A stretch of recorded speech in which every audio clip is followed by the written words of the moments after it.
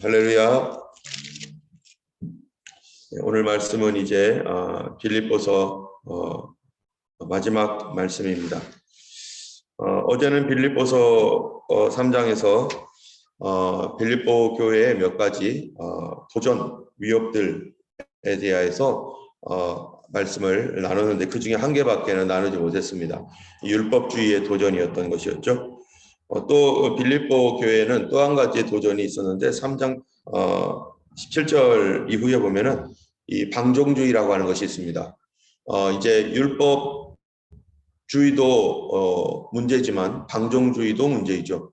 율법주의는 율법으로 회개하여 돌아가서 율법을 철저히 지키자 다시. 그래서 제사 드리고 그리고 또 안식일 지키고 절기 지키고 또 이 성결법 지키면서 그러면서 예수 믿자라고 하는 잘못된 율법주의. 우리 구원에 예수 그리스도의 이 구원을 인본주의적인 것과 물타가지고 구원을 더럽히고자 하는 그러한 그 율법주의. 이것은 율법주의라고 하는 이것은 이 구원에 관하여서는 아주 심각한 문제를 이루게 되는 것입니다. 왜 그러냐면은 우선순위를 바꾼 것이죠. 무엇이든지 질서가 있어야 되는데 1번과 2번이 바뀌어버리면 그것은 사단의 역사입니다.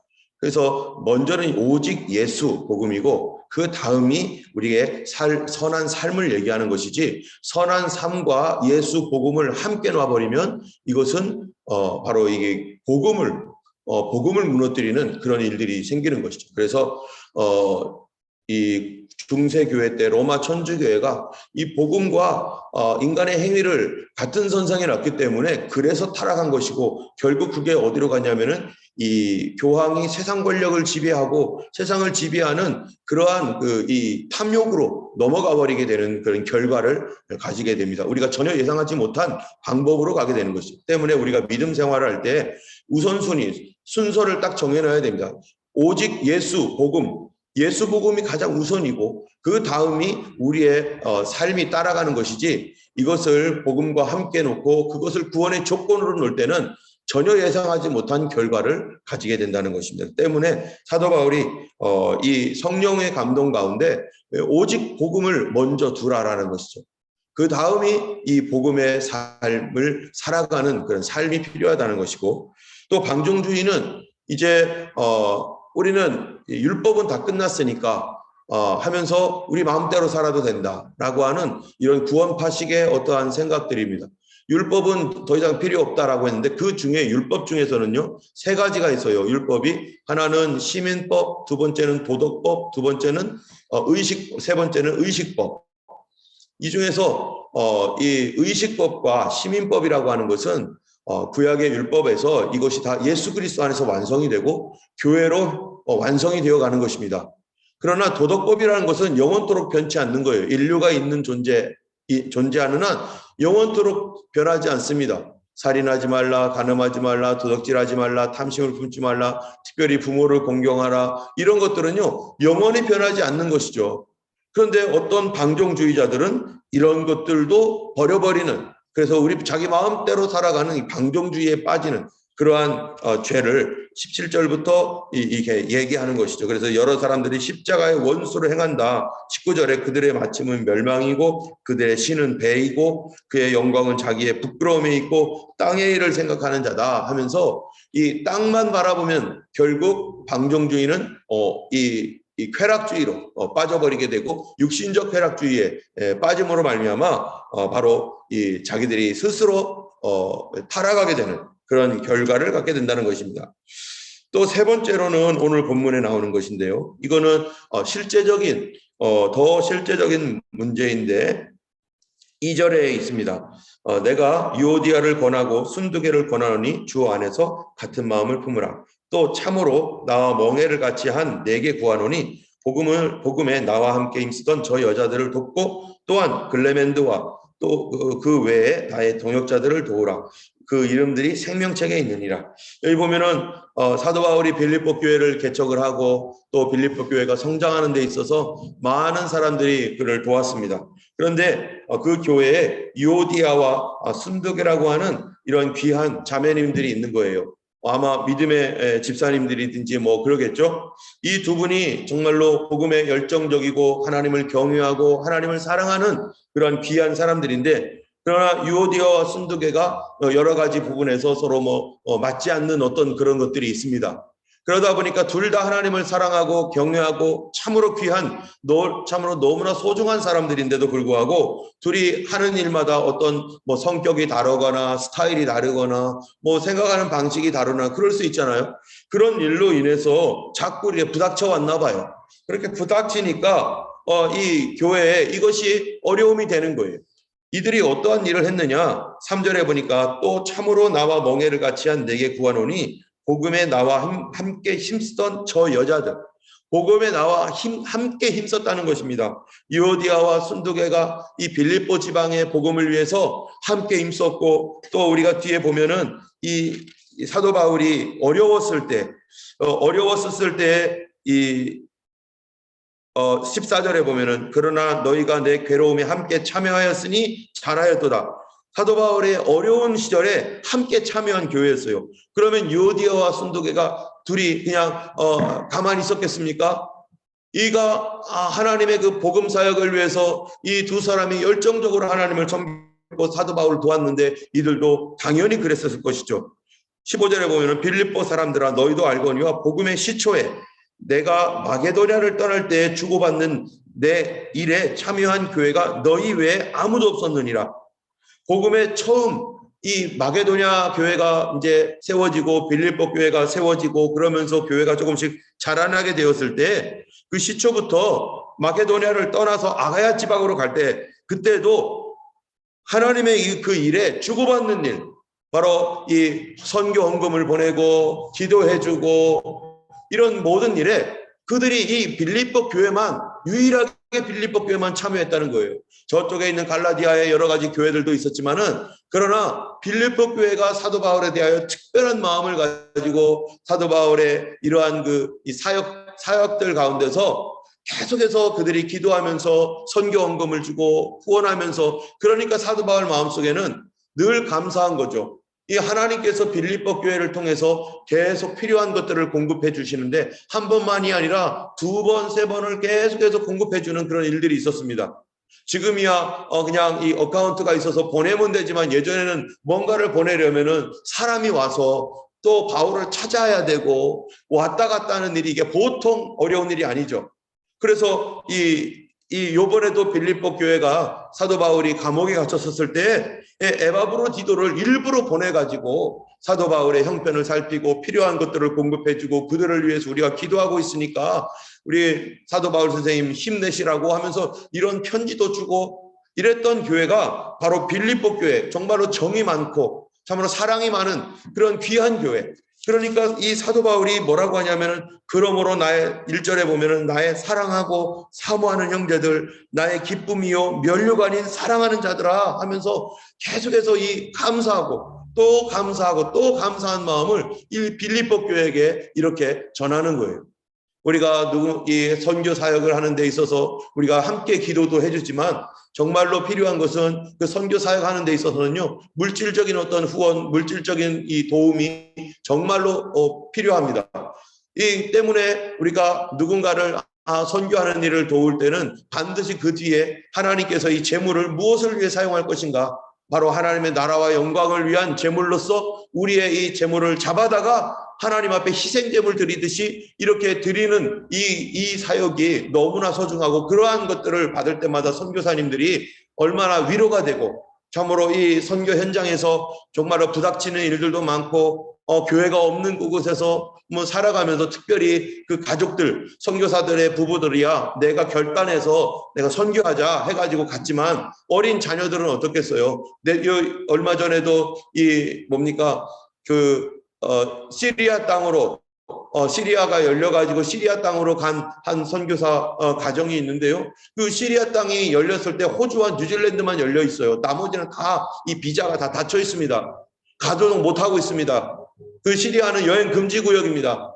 그런데 그 시리아가 열렸다고 해가지고 어린 아이들 데리고 이 시리아 땅으로 가서 살겠다고 그렇게 가는 사람들이 있습니다. 그런 아이들이 어디를 다니겠어요? 학교를. 바로 시리아에 있는 그 다 부서져 가는 그런 학교, 공립학교라고 해도 그런 뭐 대단한 무슨 뭐 영어학교라든지 뭐 인터내셔널 그런 데를 다닐 수가 없어요. 그런 돈도 없어요. 그러니까 선교사 가정이 갈 때는 아이들도 선교사가 되어서 가야 되는데 이 아이들을 도와야 되고 이 아이들을 케어해야 되는 이런 일들이요. 보통 일이 아닙니다. 언어도 잘 안 되죠. 다 걔들은 무슬림들이죠. 여기서 크리스찬 아이들로서 거기서 살아간다는 것이 그게 어찌 쉬운 일이겠어요. 우리가 상상하지 못하는, 생각하지 못하는 다른 가정 안에서의 어려움들도 있고 사회생활하는데 어려움들도 있는데 바로 그 시리아로 그렇게 간 사람들 또는 이 중동 지역이라든지 또는 어떤 다른 여러 이 동남아 지역이라든지 그런 데 갈 때 그 자녀들과 함께 갈 경우에는요, 이런 어려운 문제들이 반드시 있습니다. 그런데 이럴 때 교회가 정말로 그들을 위해서 더 많이 기도해야 되고 또 재정적인 것들도 후원하면서 그렇게 가야 되는 것이죠. 어쨌든 이러한 그 일에 다 누가 관여했느냐? 바로 유오디아와 순두개가 정말로 귀한 일에 함께 동참하고 하나님 나라를 위해서 일했는데 그런데 이 두 사람에게 계속 부닥치는 일들이 생긴 것이죠. 하나님의 일을 하는 데 있어서 부닥치는 일들이 생겼을 때 사도 바울이 뭐라고 하느냐? 그들이 바로 생명책에 있는데 4절에 주 안에서 항상 기뻐하라. 내가 다시 말하노니 기뻐하라. 너희 관용을 모든 사람에게 알게 하라. 주께서 가까우시니라. 아무것도 염려하지 말고 오직 모든 일에 기도와 간구로 너희 구할 것을 감사함으로 아뢰라. 하면서 이 사람들에게 그 교회에게 그런 일이 있지만 주 안에서 어떻게 하라고요? 기뻐해야 돼. 기쁨을 잃지 말아야 된다. 우리가 어떤 상황에서든지 기쁨을 잃지 말아야 된다. 그리고 모든 염려를 기도와 간구로 너희 구할 것을 하나님께 아뢰야 된다. 하나님이 너희들을 지켜줄 것이다. 그리고 이 두 사람이 하나가 되도록 참으로 힘써 기도해야 된다. 여러분 이 빌립보서 2장에 보면은 교회의 이런 분열에 대해서 사도 바울이 이미 알고 있었기 때문에 2장 1절 2절에 보면은 1절 2절 4절까지 보면 이렇게 말해요.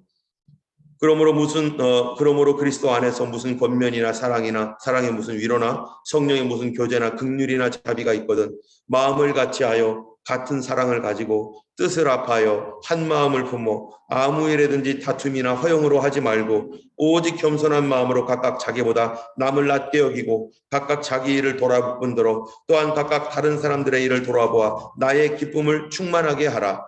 사도 바울의 기쁨이 뭡니까? 교회가 온전히 하나 되어서 같은 마음, 같은 뜻, 같은 사랑, 또 아무 일에든지 다툼 허용이 아니라 겸손한 마음으로 자기보다 다른 사람을 더 높이 봐주는 그러한 모습의 교회가 되기를 간절히 바라고 있고 이 마음이 곧 누구의 마음이에요? 하나님 아버지의 마음이죠. 그런데 유오디아와 순두개는요 정말로 하나님을 경외하고 사랑하는 사람이었습니다. 어쩌면은 그들 가운데 누가 잘못했고 잘했고 이게 중요한 게 아닐 수가 있어요. 왜냐하면은 다 옳은 일이기 때문에 우리가 다 옳은 일 하다가 부닥치는 경우가 많잖아요. 누가 잘못한 일이 아니라 둘 다 옳아요. 둘 다 옳을 때 그 옳은 일을 하다가 부닥치면은 뭐라고 하겠어요 우리가? 이 사람도 맞고 저 사람도 맞는데 그때 하나님이 보는 눈을 가져야 된다는 거죠. 사도 바울의 말이 이 성령께서 주시는 말이 하나님의 눈으로 보아라. 하나님의 마음이 뭡니까? 그들이 어찌하든지 뜻을 합하고 마음을 합하고 그들의 사랑을 합하는 것이 하나님의 뜻이라는 거예요.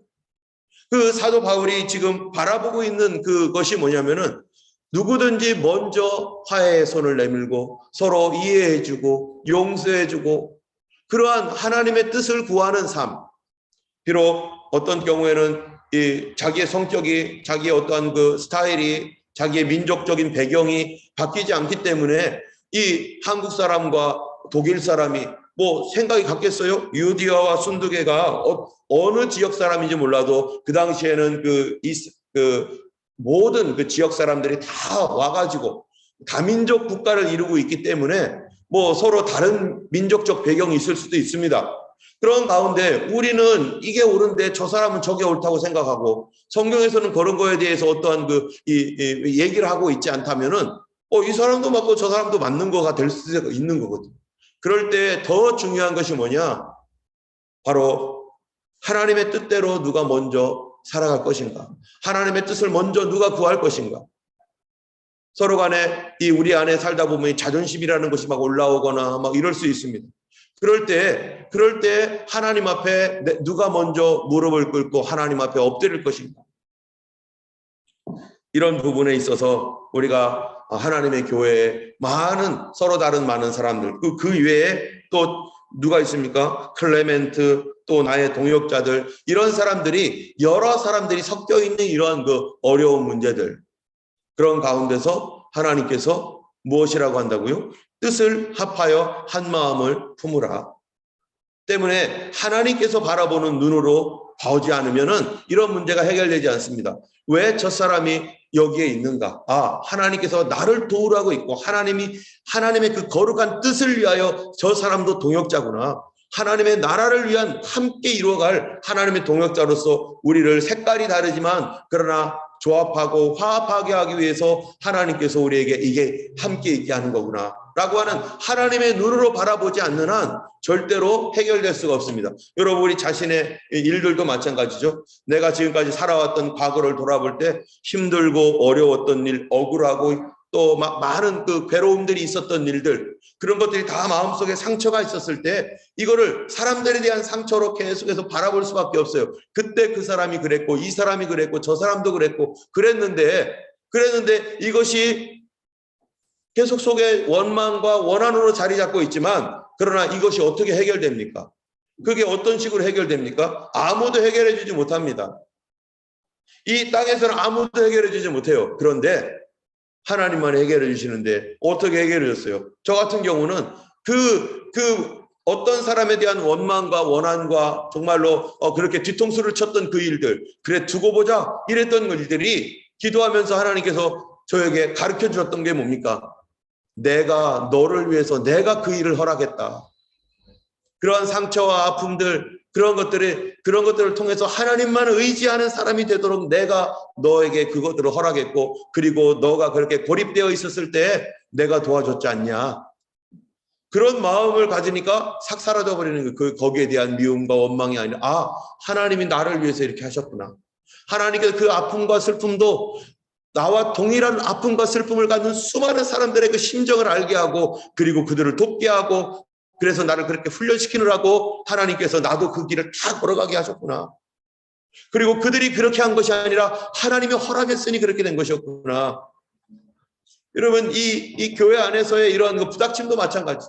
하나님의 눈으로 바라보지 않는 한 하나님께서 나에게 이 일이, 이 거추장스럽고 불편한 이 일이 왜 있는지에 대하여 하나님의 눈으로 바라보지 않는 한 이거는 영원토록 해결되지 않습니다. 때문에 우리가 하나님의 눈으로, 하나님의 뜻이 뭡니까? 하나님께서 이거를 허락하셨사오니 어찌하여 하나님 허락하신 것인지, 그리고 또한 하나님의 뜻이 거기에 안에서 무엇인지를 발견해야 되는 거예요. 하나님의 그 기뻐하시는 그 뜻이 어떤 것이 있는지 이 안에서. 그리하여서 여러분, 여기에서 이제 이런 문제들을 해결해 나갈 때 결국에는 바라볼 때 교회가 하나 되고 사람들이 사랑으로 하나 되는 데 있어서 하나님 기뻐하시는 것이 무엇인가 하면요, 먼저 화해하고, 먼저 이해해주고, 먼저 손 내밀어주고, 어떨 때는요 우리의 마음이 자존심이 그러지 않을 때가 있습니다.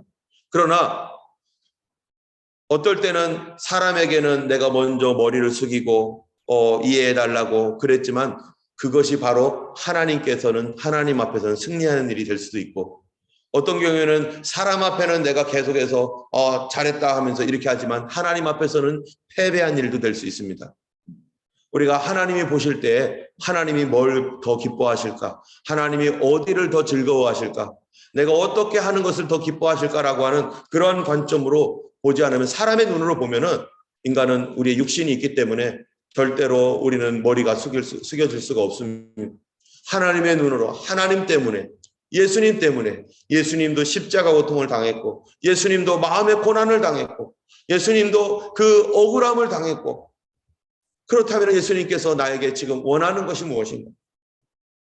때문에 그러면서 잊지 말라, 잊어버리면 안 된다라고 했던 게 뭐냐면은 주 안에서 항상 기뻐하라. 너에게 기쁨이 사라지지 않도록 주의하라.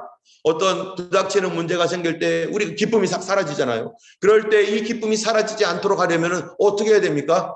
하나님의 눈으로 보지 아니하면 하나님이 기뻐하는 일들을 내가 행함으로 나는 사람 앞에는 숙였지만 하나님 앞에서는 승리하는 사람으로 가는 것에 대한 그 기쁨이 있지 않으면은 이런 것들이 기쁨을 되찾을 수가 없다는 것이죠. 아, 내가 이렇게 한 것이 하나님이 기뻐하는 거였구나. 하나님이 즐거워하시는 거였구나.